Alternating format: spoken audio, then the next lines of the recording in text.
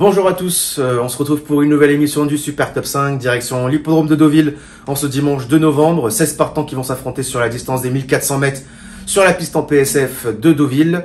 J'aime beaucoup le numéro 7, Siam Paragon, qui est pour moi le bon favori de cette épreuve. Une course très ouverte, mais je pense que lui c'est vraiment la bonne base qui fait toutes ses courses. Dernièrement il est placé de groupe 3. Donc voilà, en plus il a une très bonne corde, la corde 4, il adore la PSF. Aurélien Lemec le connaît parfaitement. Pour moi c'est vraiment une superbe base dans cette épreuve. Et derrière, il va falloir ouvrir les jeux parce que je pense que beaucoup de chevaux ont des chances. Mais bon, il va falloir faire des choix. Et du coup je vais mettre en deuxième position le numéro 4 Clavus, qui est un cheval de Super Top 5, qui a déjà gagné des Super Top 5. Certes qui est pas le meilleur engagement de l'année. Mais voilà, il fait toutes ses courses. Dernièrement, on oublie sa dernière performance, mais avant c'était très bien avec des 4e places et une victoire à la clé.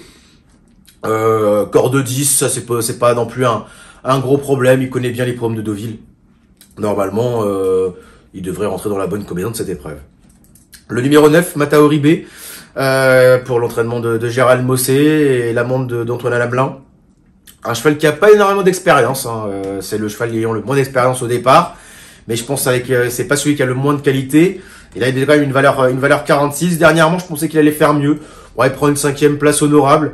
Le seul petit bémol qui me dérange, c'est quand même là, voilà, il y aura quand même un lot touffu. Mais voilà, je pense que Gérald Mossé a une petite idée derrière la tête et il se pense capable d'accrocher les toutes premières places dans son Super Top 5. Le numéro 15, Chiarania, pareil, pour l'entraînement de Michael Serreur qui est en pleine forme actuellement. C'est pas une gagneuse, mais voilà, elle fait toutes ses courses. On voit qu'elle fait de mieux en mieux là en 2025. Elle avait mal commencé 2025, mais là ses dernières courses sont bonnes. Elle approche peut-être de la victoire, avec en plus une corde de 5. Mais bon après, elle va pas avoir un super engagement ce dimanche. Mais vu le lot tellement touffu qu'elle peut prendre une 4e, 5e place. Tout comme le numéro 10, Stolenkis, qui dernièrement est battu par Dos Mukazan, qu'elle va retrouver ce dimanche, mais qui je pense aura quand même meilleur engagement que Dos Mukazan. Corde 1, donc elle va raser les murs, faut voir qu'elle trouve juste le bon passage dans la ligne droite d'arrivée.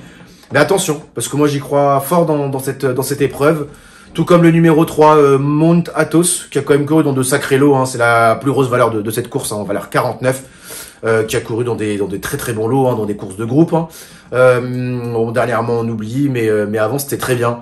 Je l'ai mis un peu à la fin parce que la corde 13 me dérange, même s'il est bien engagé, la corde 13 me dérange. Et sa dernière performance n'incite pas trop à la confiance, mais il est tellement bon avant.